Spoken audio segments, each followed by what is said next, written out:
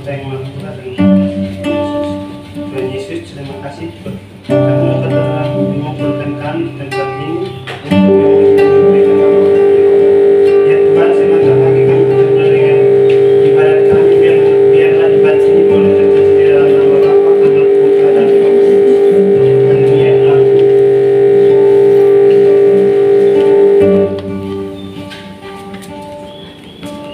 Sebelum kita masuk dalam pemberitaan firman Tuhan, mari kita mendengarkan satu pujian yang berkata, firman-Mu kita bagi hidup kakiku.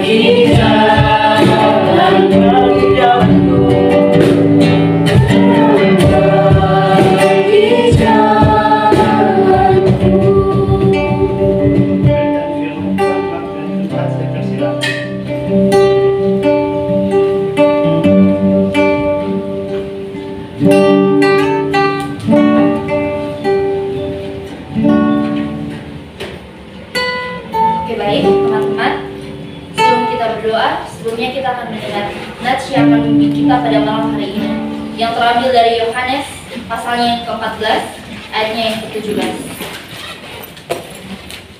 Yohanes pasal yang ke-14 ayatnya yang ke-17 berbunyi demikian.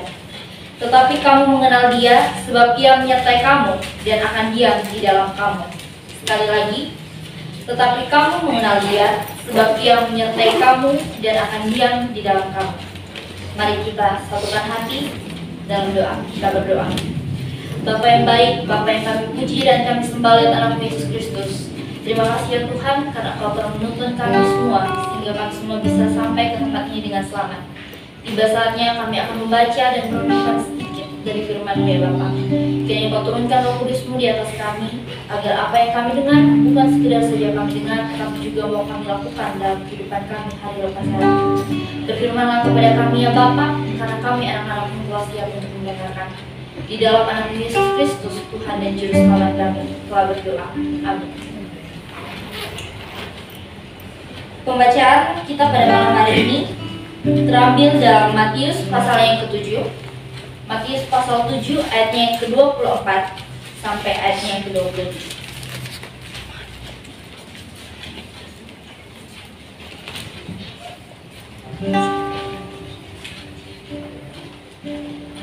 Matius pasal yang ke-7 ayat yang ke-24 sampai 27 di bawah perikop 2 macam dasar. Setiap orang yang mendengar perkataanku ini dan melakukannya, ia sama dengan orang yang bijaksana yang mendirikan rumahnya di atas batu. Kemudian turunlah hujan dan datanglah banjir, lalu angin melanda rumah itu. Tetapi rumah itu tidak rubuh sebab didirikan di atas batu. Tetapi setiap orang yang mendengar perkataanku ini dan tidak melakukannya, ia sama dengan orang yang bodoh yang mendirikan rumahnya di atas pasir. Kemudian turunlah hujan dan datanglah banjir, lalu angin melanda rumah itu, sehingga rubuhlah rumah itu dan hebatlah kerusakannya. Demikianlah bunyi firman Tuhan. Berbahagialah kita semua yang telah mendengarkan, tetapi bukan hanya saja mendengarkan, tetapi juga mau melakukannya dalam kehidupan kita hari lepas hari. Shalom teman-teman. Shalom. Saya agak gugup ya, karena ini pertama kalinya sejak 4 tahun saya tidak pernah mimpi seperti ini. Jadi sebelum saya membuka khotbah, apakah teman-teman ada yang tahu tentang judul tema kita pada malam hari ini? Tema khotbah pada malam hari ini apa? Ada Pak?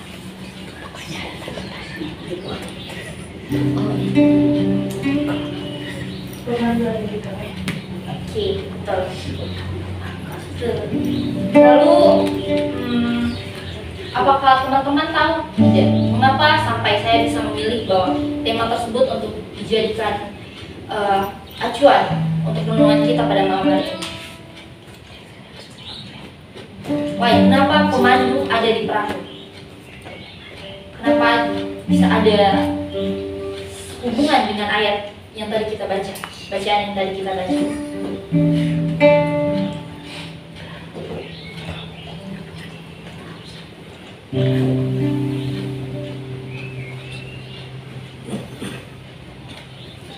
Ada? Berbicara tentang kehidupan teman-teman, di judulnya tetap menjelas bahwa pemandu ada di perahu. Pemandu di dalam sini berarti diartikan bahwa dia seperti nakoda. Kalau kita lihat kehidupan kita, maka yang memandu kehidupan kita adalah Yesus. Otomatis perahu dalam sini adalah kita dan kehidupan kita. Lalu, apakah ada pemandu di kehidupan kita? Apakah kita sudah menaruh pemandu di dalam perahu? Apakah kehidupan kita sudah menunjukkan seperti apa yang dikatakan dan difirmankan oleh Tuhan? Itu refleksi awal pada sebelum saya membuka renungannya maksudnya. Oke, teman-teman pasti sudah tidak asing dengan khotbah atau ayat yang tadi kita baca, karena sudah pasti banyak kita dengar ketika khotbah hari Minggu ataupun khotbah di persekutuan, ibadah-ibadah atau ibadah sekolah minggu sekalipun. Dari kecil ayat ini sering kita dengar dan juga kita nonton filmnya, entah animasi maupun film yang seperti The Real. Oke. Dalam firman ini berbicara sebuah perumpamaan antara dua orang, di mana yang satunya bijak dan satunya lagi tidak. Yang bijak ini, dia mendengarkan apa yang dikatakan Tuhan, dia melakukan apa yang diinginkan Tuhan.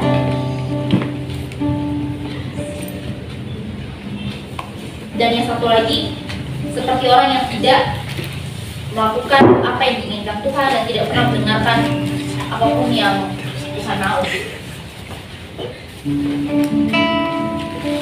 Oke, dari sini saja sudah mulai terlihat ya teman-teman bahwa firman ini jelas tentang yang bijak dan yang tidak.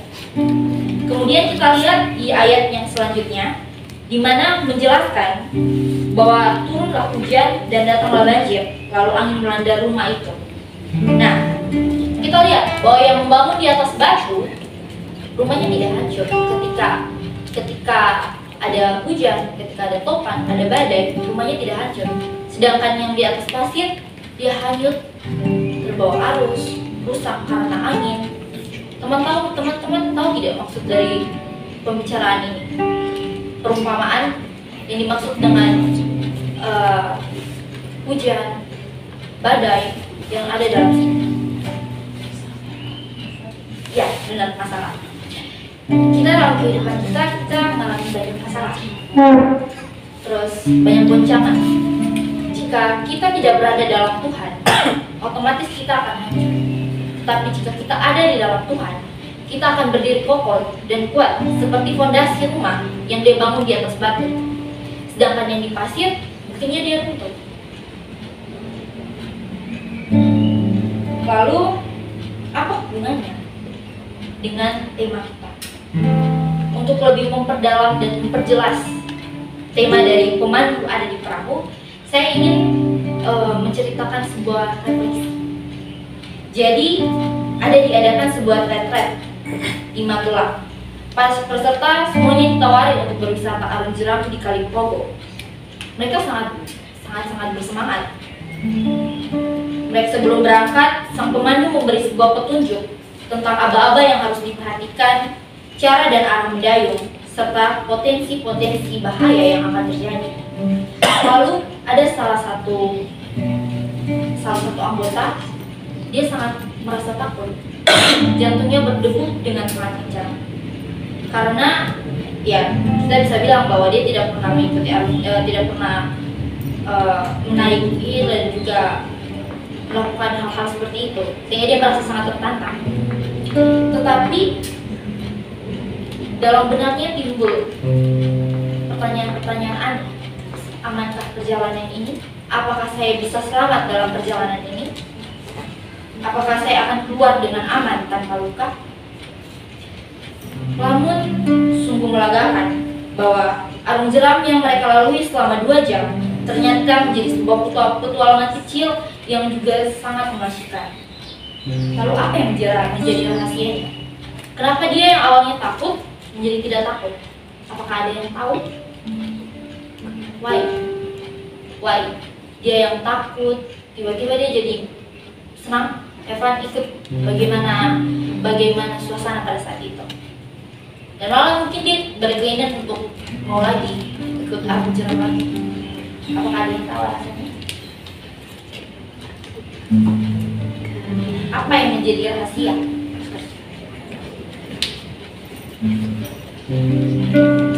Oke.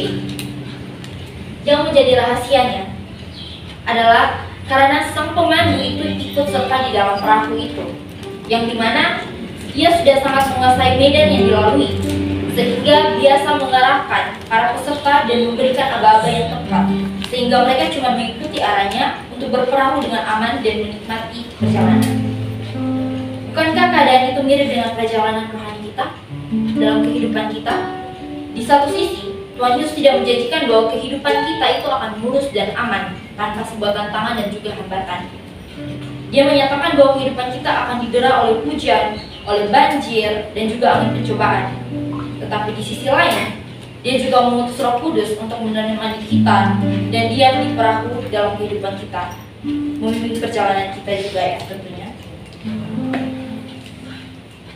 Kita harus bersyukur bahwa apapun yang kita alami, dia tetap ada dengan kita. Dia tetap bersama-sama dengan kita di dalam kehidupan kita. Saya ingin sedikit sharing pengalaman saya. Saya adalah salah satu orang yang memiliki mental illness. Saya melakukan percobaan bunuh diri dari kelas 5 SD, bahkan yang terakhir kali tahun lalu sekitar bulan September. Mungkin kalau misalnya teman-teman lihat saya tuh kayak ada ya, kalau yang nggak dekat tuh pasti bilang dia tuh dingin, dia tuh apa ya?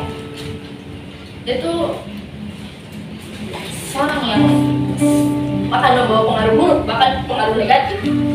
Padahal mereka tuh belum mengenal saya. Saya melakukan percobaan bunuh diri dari kelas 5 SD sampai yang kemarin tahun lalu bulan Oktober. Apakah saya sudah berhenti? Tidak. Kalau kalian lihat saya sendiri di depan, saya cuma berusaha buat ayo tetap hidup. Hidup buat apa? Hidup buat bebas. Karena pasti ada banyak orang yang banyak orang yang lebih susah dari saya. Mereka butuh bantuan. Saya hampir mati dari bayi. Lalu terakhir kali 3 tahun yang lalu saya juga hampir mati karena sakit.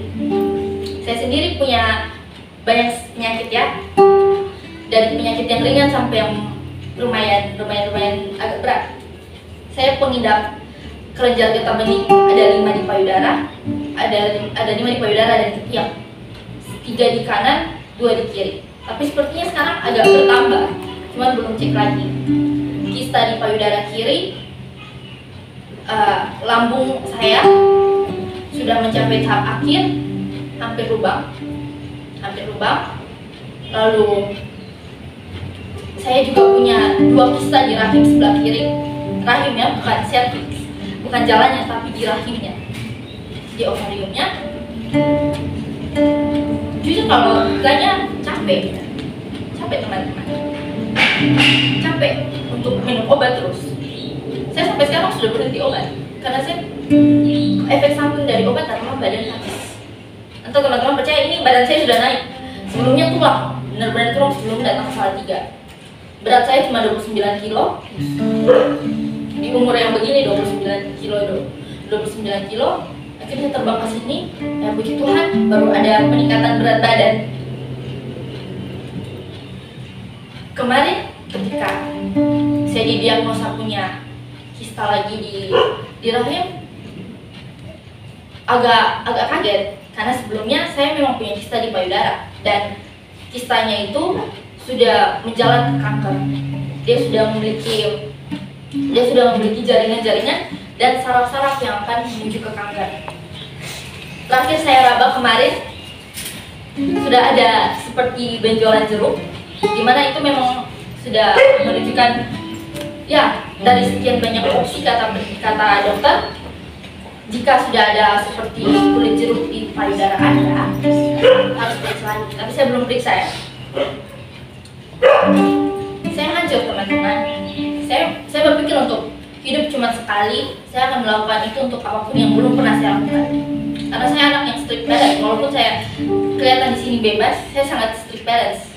Saya tidak pernah menggunakan pakaian yang teman-teman bisa lihat bahwa saya biasa menggunakan celana pendek atau pakaian yang sedikit terbuka, agak banyak sih.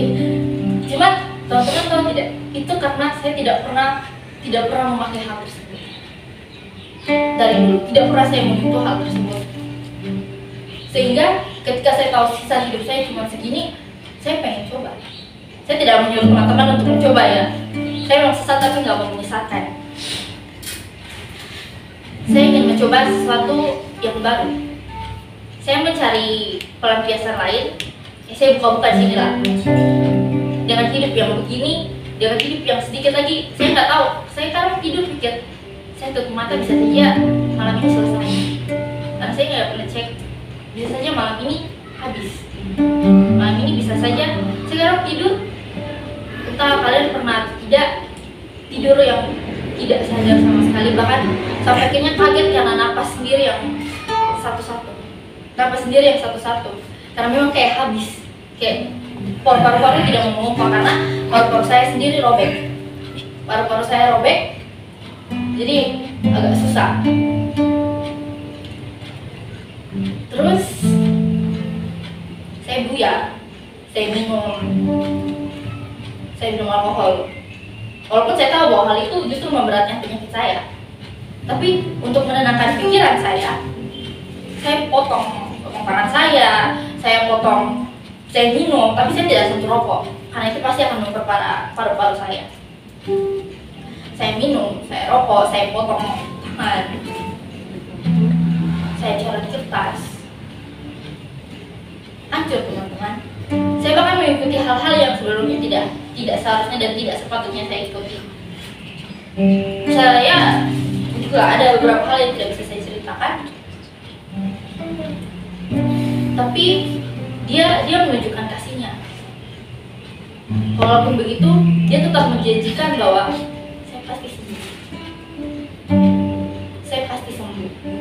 Itu yang saya imani, bahwa saya akan sembuh. Saya akan sembuh untuk bisa dapat menyembuhkan orang lain.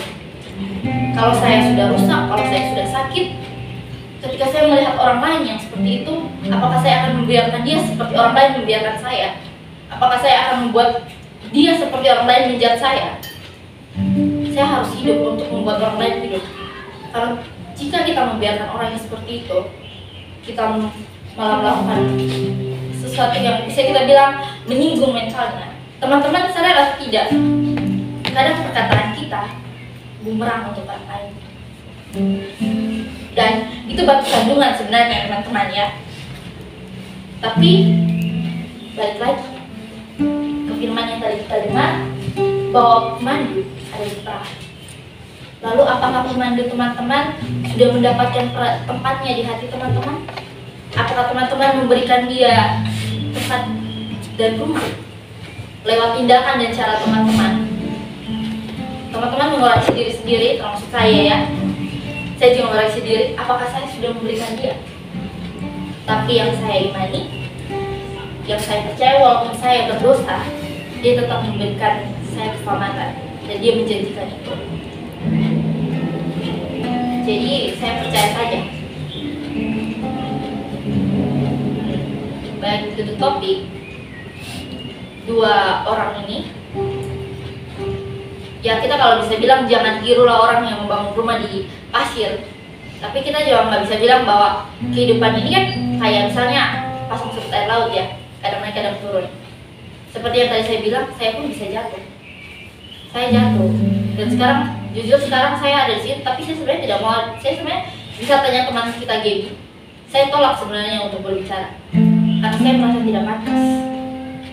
Saya merasa saya tidak layak untuk berada di sini. Karena apalagi dengan firman yang sebenarnya ini menusuk ke arah saya. Karena ingat firman itu bermata dua ya teman-teman. Sebenarnya firman ini juga menusuk ke arah saya, tapi jadi saya tidak bisa ngomong ke teman-teman tidak lebar. Saya mau teman-teman lebih ke arah merefleksikan diri kita dibanding saya ngomong kosong di depan. Sedangkan kehidupan saya pun masih begitu saja. Jadi saya mau ngajak kita sama-sama kita berefleksi dan mari kita tahu bahwa kita siapkan tempat di kehidupan kita, perahu kita, agar pemandu kita bisa masuk, pemandu kita bisa memandu kehidupan kita. Kalau kita sudah salah jalan nih kan, nakoda dia datang dan dia putar balik setir kapal itu agar bisa kita kembali ke jalannya, ke rute yang benarnya, agar kita tidak sampai untuk menabrak kayak kita tabrak batu es jatuh tenggelam. Agar kita nggak jatuh, kita harus kasih dia tempat. Nah, itu mungkin refleksi saya dan juga sedikit mau bilang khotbah tapi lebih ke renungan dari saya. Kalau misalnya teman-teman, apakah ada yang mau sharing mungkin, mau tambah melengkapi renungan saya malam hari ini, saya kasih kesempatan. Shalom.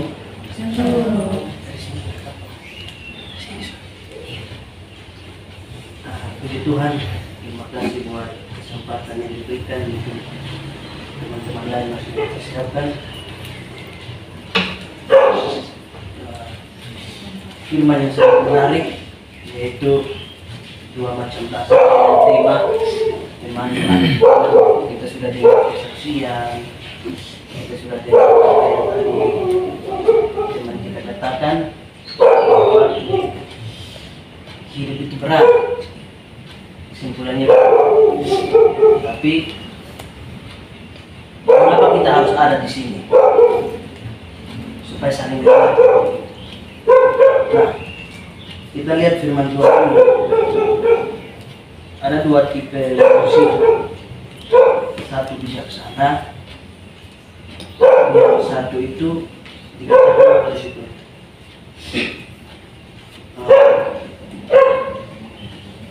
Yang bodoh. Ini bodoh dalam artian di sini bukan secara intelektual, pengetahuan bukan. Tapi dalam pandangan kan ada satu firman dia bilang begini. Janganlah seperti orang bodoh, tapi harus seperti orang arif yang bisa mengetahui mengerti kehendak Allah. Berarti bodoh di sini bukan secara pengetahuan kita, tapi pengenalan akan Allah. Nah, kita lihat bahwa yang menarik dari sini yang saya dapat, dia bilang pemandu ada di perahu. Siapa pemandu itu?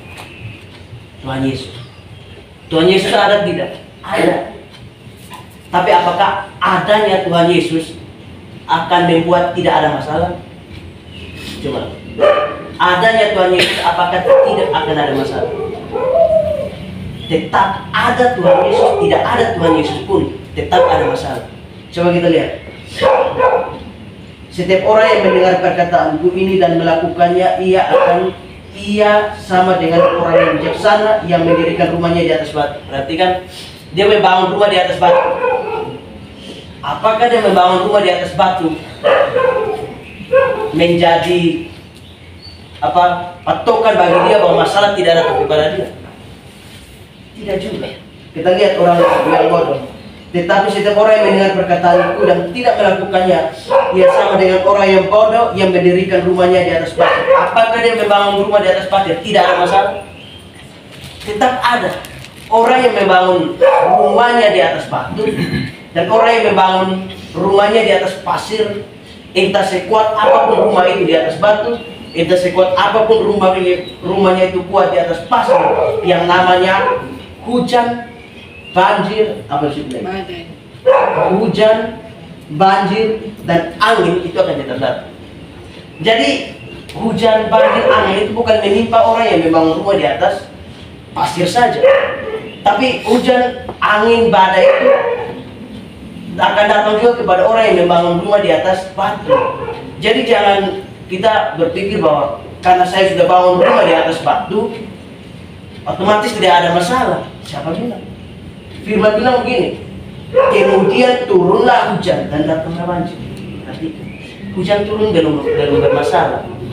Kalau banjir sudah datang sudah ada masalah. Apalagi banjir dan tambah angin, Seroja punya anak. Bayangkan Seroja punya anak. Tapi kita ingat Seroja itu siapa NTT yang sudah kena, coba. Tanya Mbak Winnie, kita dari Rote, beta sudah tahu. Menurut asumsi bilang itu angin dari bagian Rote. Nah sumber ini di Rote, nah kita Rote di Ciana begitu. Hanya herannya, saya tahu yang saya dengar itu, kalau tidak salah tidak ada korban jiwa. Kalau tidak salah, kalau di Rote, khusus di Rote, coba cek sendiri, nanti juga tahu. Bayangkan itu, kupang yang begitu besar saja. Apabila tidak ada Seroja sudah pukul down. Artinya bahwa sekalipun kita punya pemandunya, kita punya Yesusnya, kita membangun harapannya di dalam Tuhan Yesus, kita punya seluruh hidup ini serta pada Yesus. Tapi bukan berarti tidak ada masalah, bukan berarti tidak ada sakit penyakit. Saya sedikit cerita dulu, dan ketemu keluarga nih, keluarga yang KTP, tahu KTP, Kristen tanpa pertobatan. Walaupun bapak saya itu seorang majelis, pena tua lah, pena sudah tua, pena tua, pelayan gereja. Tapi soal pertobatan tidak ada. Setiap hari selalu ada perselisihan, selalu ada pertentangan, bahkan sampai perselisihan bukan, pokoknya tiada hari tanpa perselisihan. Nah itu dia. Nah kalau orang tua berselisih di depan anak, coba pikir, anak mau taruh di mana? Ini berselisih bukan hanya masing-masing dari kamar kok baku balas bahasa, bukan. Aku ancam, mau membunuh. Bayangkan ini, anak mau lari kemana? Bahkan saking tidak tahannya, kakak saya yang merantau dari Kupang, dia pulang datang pas bulan Desember. Akhirnya pulang ini enak, karena bisa berkumpul keluarga. Giliran dia sampai rumah dia bilang begini, coba saja beta sudah datang, soalnya ini rumah ke neraka. Bayangkan rumah kami dibilang neraka karena tidak ada kesejahteraan di sini. Sama bila ada nama sejarah. Akhirnya jalan satu-satunya ya harus keluar rumah. Saya tidak terlalu banyak di rumah, selalu keluar bermain dengan teman-teman.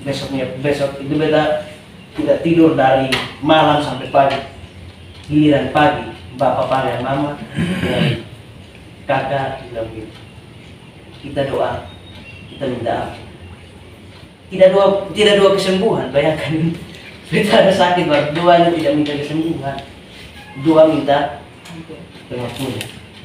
Itu mujizat terjadi apabila dosa diampuni, kesembuhan terjadi.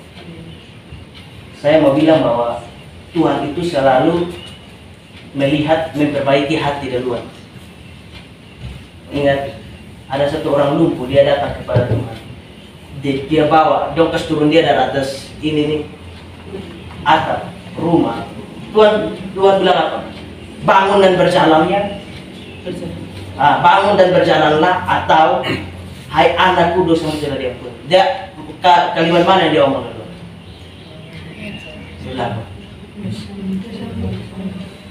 Dia bilang begini, hai anakku dosamu telah diampuni. Baru dia bilang bangunlah dan berjalan. Apa maknanya? Maknanya adalah dia selalu mengampuni dulu dosamu baru disembuhkan dengan Tuhan. Dia selalu memperhatikan apa yang menjadi penyebab sakit, apa yang menjadi penyebab kita terluka. Itu. Akhirnya betul, waktu kedua orang tua saya bersama kakak dua minta ampun, seketika itu juga sembuh. Ini tidak tipu. Sampai sekarang beta heran karena itu pertama kali beta mengalaminya. Sembuh seketika itu. Hanya mulai dari situ saya belajar takut akan Tuhan, berjalan hingga sampai sekarang sekitar tahun berapa. Bukan berarti kita sudah ada dalam kekeluargaan kami pulihkan, ada kedamaian, kebersamaan. Itu yang membuat saya betah waktu saya belajar apa takut akan Tuhan. Saya betah di rumah karena keluarga, orang tua selalu bawa kita dalam doa. Mulai ada ibadah malam, mulai ada ibadah subuh, selalu melatih kita. Tapi bukan berarti tidak ada masalah. Sekitar tahun berapa, kedua orang tua mengalami sakit yang parah juga, gula darah. Tangan mama saya karena gula darah, biar gula darah basah. Ya, ada sudah makan sampai semua tangan ini. Sekarang begini, ini selesai. Berjalan 3 bulan, kena lagi bapak saya, tumit, habis semua. Jadi bapak saya punya tumit itu parah. Masuk salah tidak bisa, harus pakai alas. Kita pakai apa yang penting jangan boleh kena batu. Dengan persoalan yang hanya beberapa bulan, itu menyakitkan sekali. Kalang kabut. Bukan berarti kita sudah berharap pada Tuhan terus tidak ada masalah, siapa bilang. Malah masalah semakin berat supaya genaplah firman Tuhan. Dia bilang begini, supaya imanmu semakin dimurnikan. Nah, kita lihat ini seringkali 3 masalah yang datang. Kalau masalah 1 datang, Kalau hanya masih hujan, kadang kita masih tidur tenang, iya kan, masih enak. Giliran sudah banjir, ini kita sudah mulai beres-beres rumah. Angin pikul rumah, kita mau beres apa? Artinya bahwa 3 masalah ini sering datang kepada orang, entah dia takut akan Tuhan, entah dia tidak takut akan Tuhan, entah dia bangun fondasinya di atas batu, entah dia bangunnya di atas pasir, dia namanya masalah tetap ada. Hanya yang tetap kuat itu adalah orang yang di mana? Orang yang ada di atas batu. Karena apa?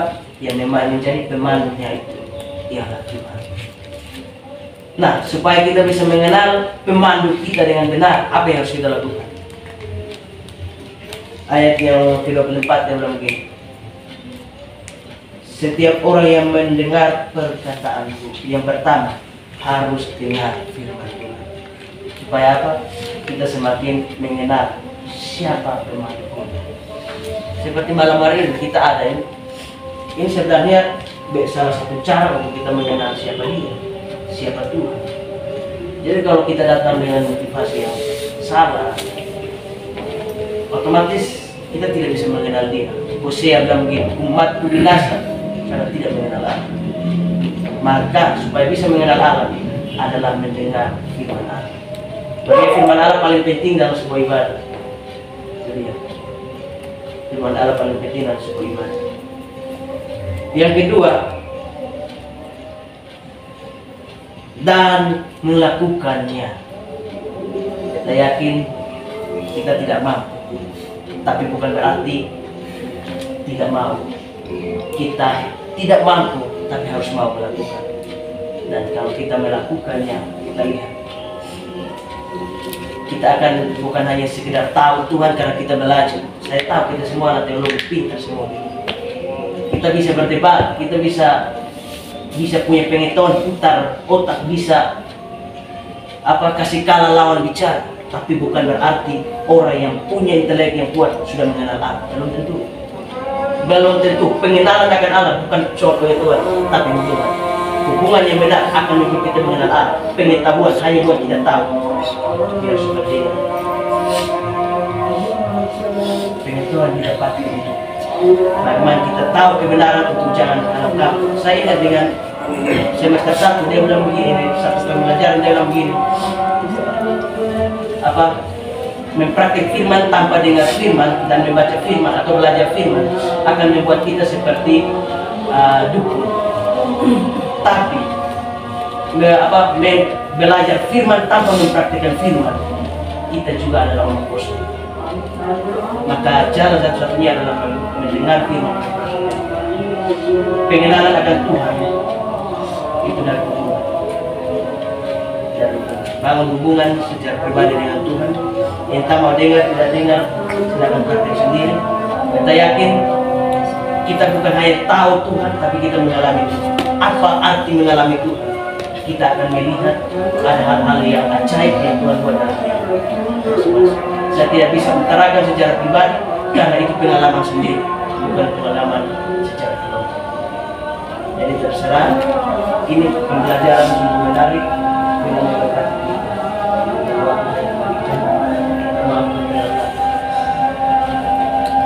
Oke, baik. Masih ada yang ingin menambahkan atau bercerita lagi? Biar sama-sama sharing. Oke, Kakak Irfan.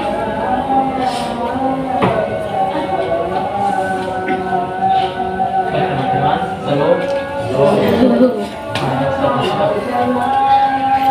waktu yang berikan kepada saya sangat menarik bagaimana soal dikerahkan. Tadi di awal kita tampak progres apakah kita sudah membuka hati untuk memang ada atau tidak? Karena begini, firman ini tadi berkaitan dengan iman. Bagaimana ketika kita menyebut Tuhan, bukan berarti banyak orang berpikir bahwa ketika sudah ikut Tuhan berarti hidup itu tidak ada masalah. Kita ingat, kalau kita baca dari Matius, Markus, Yohanes sebelum Tuhan Yesus naik ke surga itu Tuhan Yesus bersama kepada murid-murid. Tuhan Yesus bilang, kalian telah memutuskan untuk ikut aku, bukan berarti hidup kalian itu akan mulus. lebih banyak masalah, banyak rintangan yang akan kalian hadapi. Jadi firman ini berbicara mengenai iman. Kalau berbicara mengenai iman, di situ ada masalah. Karena kita salah satunya orang yang mau dibilang kita masalah berulang-ulang, bukan masalah lain, tapi masalah yang berkaitan dengan kedukaan. Kita mengalami kedukaan 3 tahun berturut-turut, dan di 3 tahun itu kita harus 2 tahun pertama kita daftar teologi gagal dengan kedukaan. Tahun 2021 daftar teologi gagal dengan malah meninggal. Jadi Ibu Oma meninggal 2020, belum 1 tahun mama ikut. Terus mama belum 1 tahun, baru-baru pas pemro Oma dari Bapak meninggal 3 tahun berturut-turut kedukaan. Itu mau dibilang gimana ya? Kayak orang timur bilang air mata belum kering, satu muncul, air mata belum kering, satu muncul. Jadi di situ ketika kita merefleksikan, dia bilang, yo ini semua tergantung di Tuhan.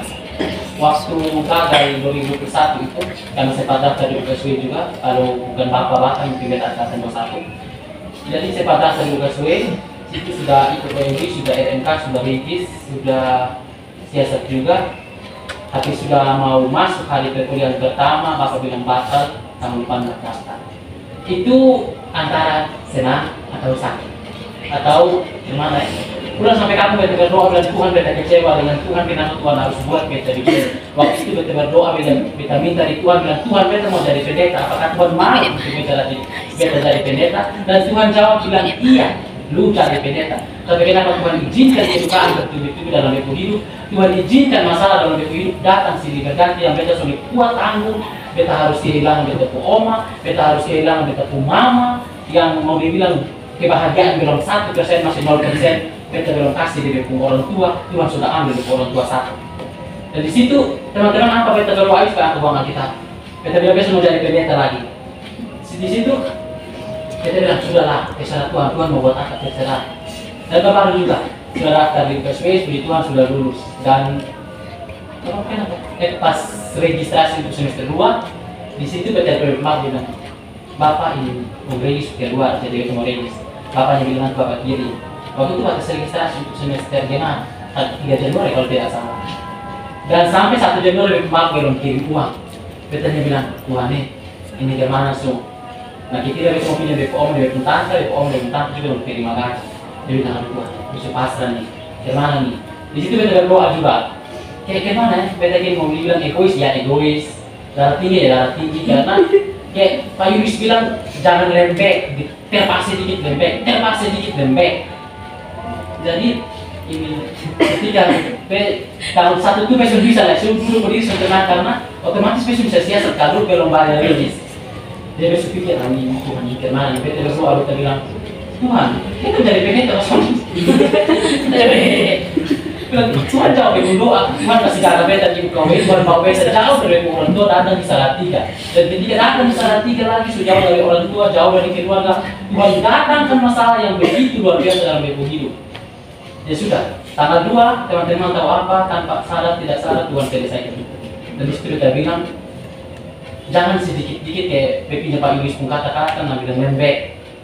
Karena apa? Tuhan tahu yang terbaik. Jangan pernah kita bilang beta kecewa, nah apa lagi. Tuhan lebih tahu apa yang kau butuhkan. Jadi ketika Tuhan bilang beta gak ada di sini karena ini yang lebih bagus. Kayak misalnya dalam sebuah hubungan Tuhan bilang memang itu dia dukung jodoh yang dia. Tapi mungkin Tuhan bilang di perjalanan beta akan pisahkan kalian berdua. Nanti mungkin kita melihat kembali. Jadi di situ dari firman Tuhan bukan saja kita belajar bagaimana seseorang itu harus bertahan dalam iman yang berkaitan dengan masalah, tetapi dalam berbagai perkuliahan kita, dalam berbagai hubungan kita dengan pasangan kita atau dengan sesama kita itu, di situ kita bisa mengambil sebuah kesimpulan bahwa ada ujian. Meskipun ujian itu 1%, 2%, tapi itu ada ujian. Bagaimana kita mau menghadapi teman-teman kita yang istilahnya orang yang kita bilang dia dingin. Banyak juga yang bilang ini, yuk lu bisa akar mikir padahal dia kayak bilang suami biasa saja.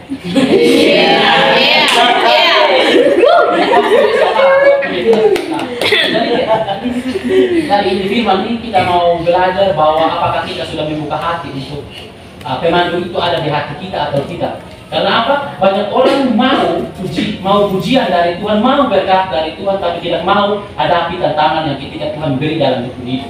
Jadi mari ketika ada sebuah masalah, kita tetap tenang meskipun kayak istilahnya air di batang leher, tapi tetap tenang datang kepada Tuhan bahwa Tuhan, kita percaya bahwa Tuhan tahu yang terbaik bagi kita, jadi keputusan ada di tangan Tuhan.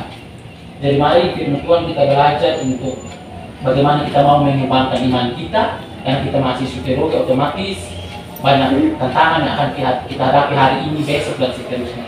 Terima kasih, Saudara.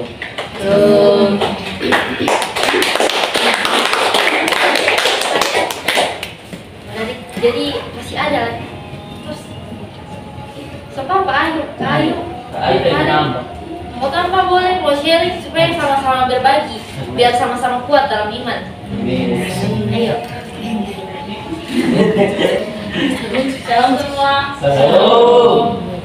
Baik, firman Tuhan di dalam Matius pasal 7 ayat 24 sampai 27. Jadi teman-teman, di sini saya mendapatkan dua rema, yaitu orang yang mendengar dan melakukan, dan orang yang mendengar tetapi tidak melakukan. Dan ini kedua hal ini tidak terlepas dalam pribadi kita masing-masing. Ada amin? Amin.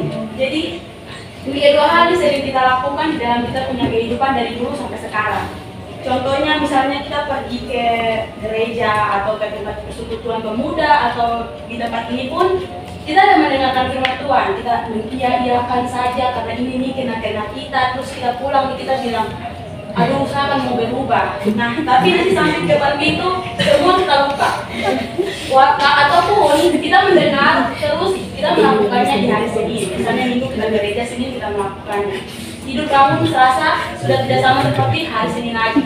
Nanti Rabu berturut-turut sesuai kehendak Tuhan. Kamis tidak. Jadi dia Senin Kamis begitu. Kita ada yang mendengar, melakukan, tapi mendengar dan melakukan. Nah teman-teman, tetapi ada kata-kata satu saya pernah baca, yaitu begini. Kita kalau makan satu kali dalam satu minggu, kita pasti tidak kenyang. Atau orang bilang itu bunuh diri sendiri. Nah, sama artinya juga dengan sama saja kalau lu cuma mendengarkan firman Tuhan satu minggu kali. Jadi percuma saja kita gereja baru kita beramal kita, percuma saja kita gereja baru kita baca kita. Tetapi seperti di kata Kamil bilang, kita harus membuka diri kita. Membuka diri kita untuk Tuhan pakai, membuka diri kita untuk Tuhan masuk. Jadi kita tidak saja hanya pergi ke gereja untuk mendengarkan Tuhan, tetapi kita harus menyediakan waktu kita untuk Tuhan. Setiap malam mau tidur atau bangun itu kita harus siapkan hati kita untuk Tuhan, untuk kita terima Tuhan. Jadi kita menjadikan Tuhan sebagai kita pemandu untuk kita bisa berbuat sesuatu, untuk kita bisa memecahkan kita punya masalah. Terus ada ayat Alkitab, ada 3 ayat Alkitab yang saya ambil untuk menjadi pemandu kita, yaitu di dalam Matius pasal 8 ayat 11 bagian B. Matius pasal 8 ayat 11 bagian B itu dia mengatakan bahwa Tuhan mengatakan bahwa dialah yang memikul kelemahan kita dan menanggung penyakit kita. Amin. Amin. Yang kedua itu di dalam Matius pasal 10 ayatnya yang ke-31 yang berbunyi, sebab itu janganlah kamu takut karena kamu lebih berharga daripada banyak burung pipit.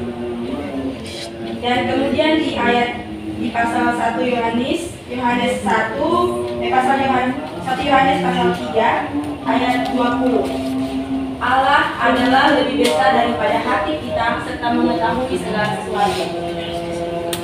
1 Yohanes pasal 3 ayat 20. Allah adalah lebih besar daripada hati kita serta mengetahui segala sesuatu. Nah teman-teman, terkadang kita jangan lihat di samping kiri kanan kita, tapi lihat kita punya diri masing-masing, jadi refleksi. Terkadang apa yang kita pikirkan sekarang ini membuat kita ragu tentang kuasa Tuhan. Kayak kita ragu tentang Tuhan nih, bahwa kita di sini nih ada tujuan. Maksudnya kita nih pasti mau melakukan sesuatu, kita sudah mau berdoa. Seperti Kalio kan bilang, Tuhan saya ini mau jadi pendeta. Jadi Kalio menyerahkan, Kalio punya pergumulan di Tuhan. Tetapi di saat diterpang badai, diterpang masalah, Kalio ragu. Nah itu pikiran kita ini kebanyakan membuat kita kayak ragu dengan apa yang Tuhan perbuat selama ini dalam kita punya kehidupan. Padahal firman Tuhan jelas mengatakan bahwa Tuhan Tuhan lebih besar daripada hati kita. Tuhan lebih besar daripada masalah kita. Jadi kita harus belajar memandang masalah itu kecil, tapi Tuhan yang lebih besar daripada masalah kita. Dan kita juga harus belajar bahwa harus menjadikan Tuhan sebagai pemandu di dalam perahu atau pemandu dalam masalah kita. Ini saya di sana. Shalom.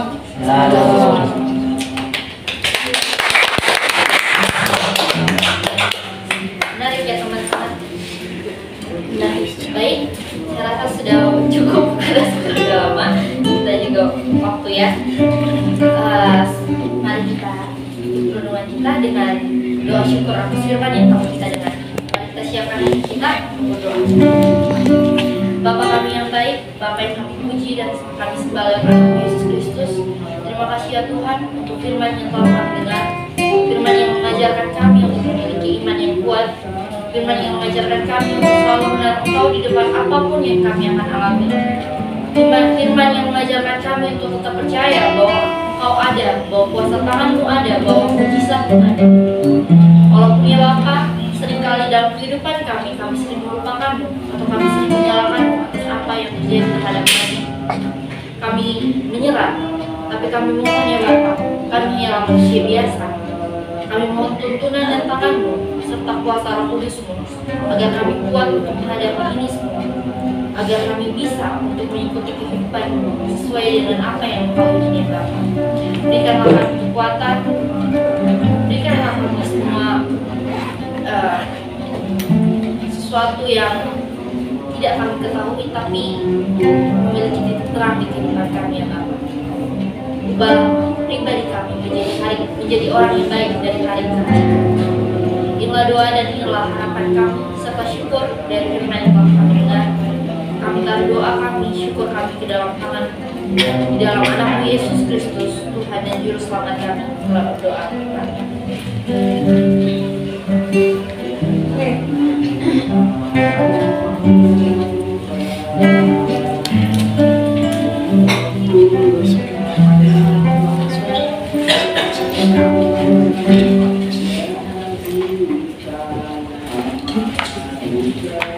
Mari terima kasih kepada Kakak Bilas yang sudah membawakan kita firman Tuhan, dan semoga teman-teman yang kita dengar tadi kita dapat melakukannya dalam kehidupan kita hari lepas hari dan sebagai pembelajaran buat kita di masa depan.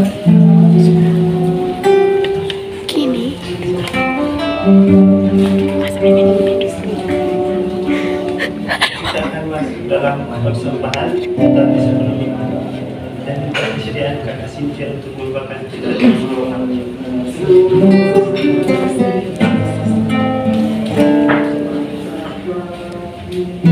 Teman-teman, kita memberikan dukungan kita pada kesempatan Tuhan. Tuhan di surga, Bapa bersama Yesus Kristus. Terima kasih bagi Tuhan Yesus atas tuntunan permisi kamu, telah memberkati kami dari awal sampai kami tiba di pertengahan. Firman yang telah kami dengar, biarlah menjadi pedoman dalam kehidupan kami dan boleh kami lakukan.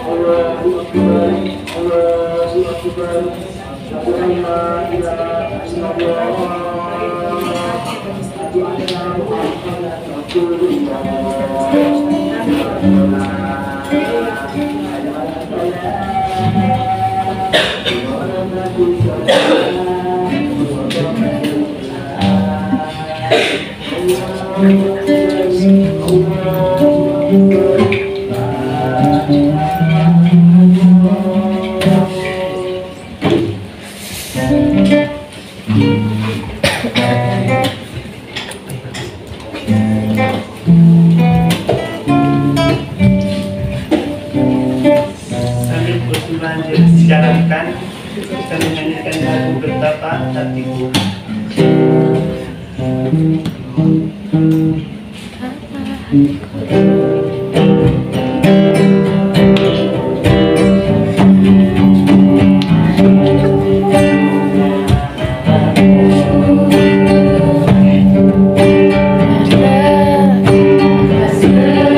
Terima kasih.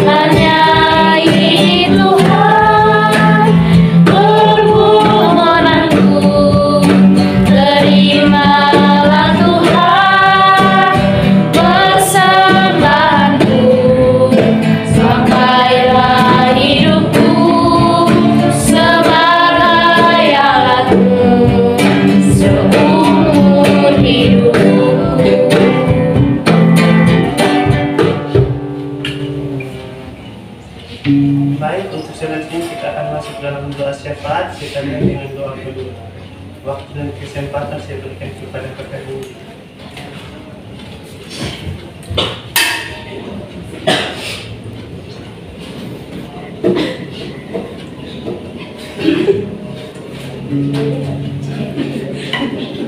Oke, baik, kita akan melakukan syafaat. Ada beberapa ngobrol yang sudah diberikan terus.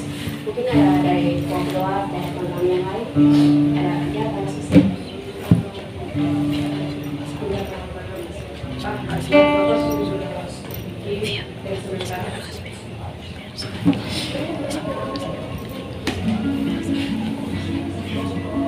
Kita teman-teman, dari saya bersyukur untuk penyertaan Tuhan yang sangat luar biasa.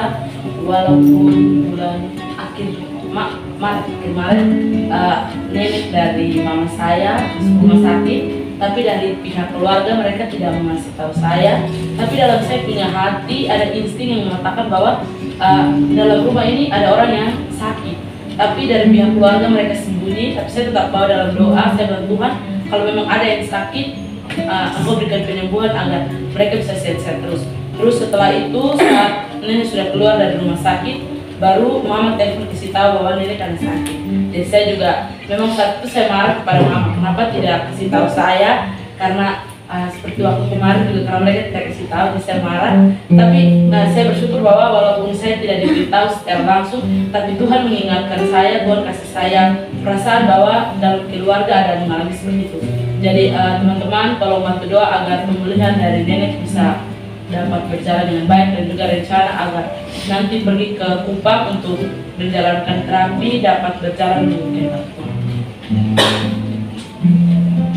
Mungkin tadi kita juga doa saya buat teman yang pertama masuk ini biar jadi yang takut deh.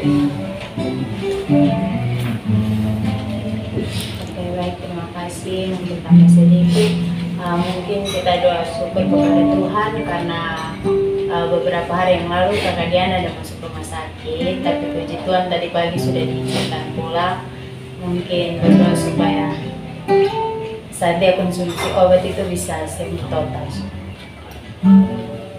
Oke, jadi ngobrol lainnya teman-teman bisa angkat secara pribadi. Mari kita serahkan hati kita satu bilang kita. Bapak yang baik, kami bersyukur Tuhan, Engkau telah memanggil kami dari tempat kos kami masing-masing Bapak. Engkau telah meninggalkan kami di sini Bapak. Terima kasih untuk persekutuan hari ini Bapak. Terima kasih untuk kesatuan hati. Kami telah berjalan dari awal hingga sampai masa akhir Bapak. Kami datang Tuhan, kami bawa sejuta pergumulan kami Bapak. Kami percaya Bapak bahwa Engkau yang sanggup untuk mendengar dan menjawab semuanya. Bapak, kami mau berdoa Tuhan untuk Pradisa 3 Tuhan.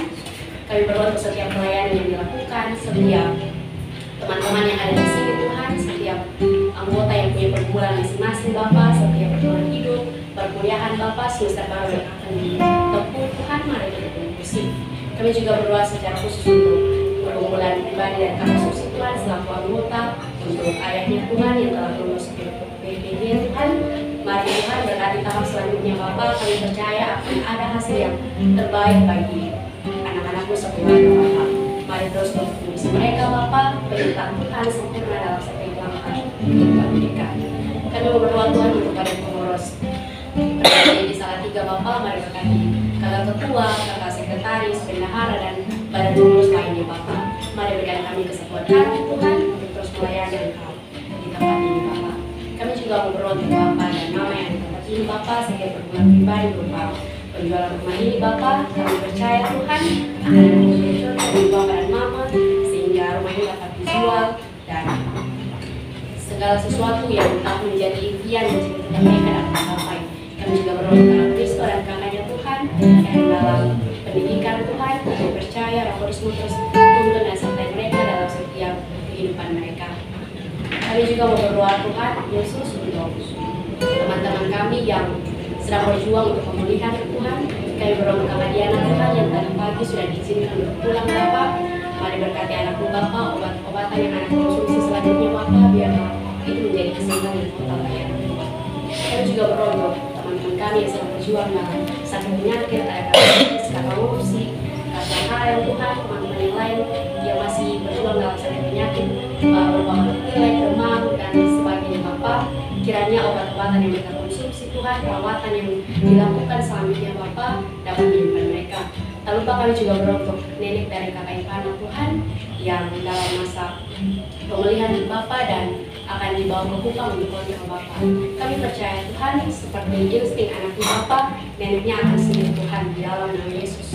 Kami percaya akan hal tersebut Bapak. Mari terus berkati keluarga ini Bapak. Kami percaya di balik setiap kedukaan, di balik setiap impitan kehidupan selalu ada jalan keluar dan itu terang dari tangan Bapak. Tuhan Yesus yang baik, kami bersyukur Tuhan Yesus untuk peribadahan pada malam hari ini. Kami berdoa untuk kakak Iman, kakak MC, kakak Grace selaku pembawa firman, kakak Ivana, kakak Lugia, Pus, dan kakak Uki, kakak Apple, kakak Gaby selaku multimedia Tuhan. Mari berkati terus anak Bapak dalam setiap pelayanan mereka Tuhan.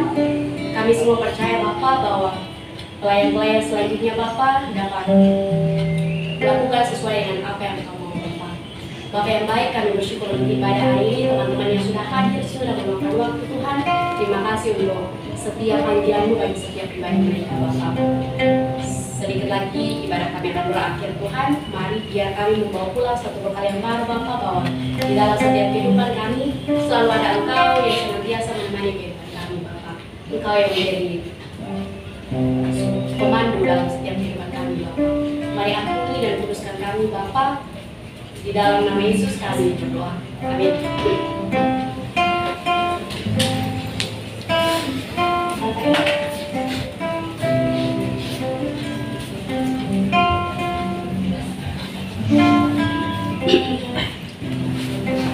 Saya bersyukur.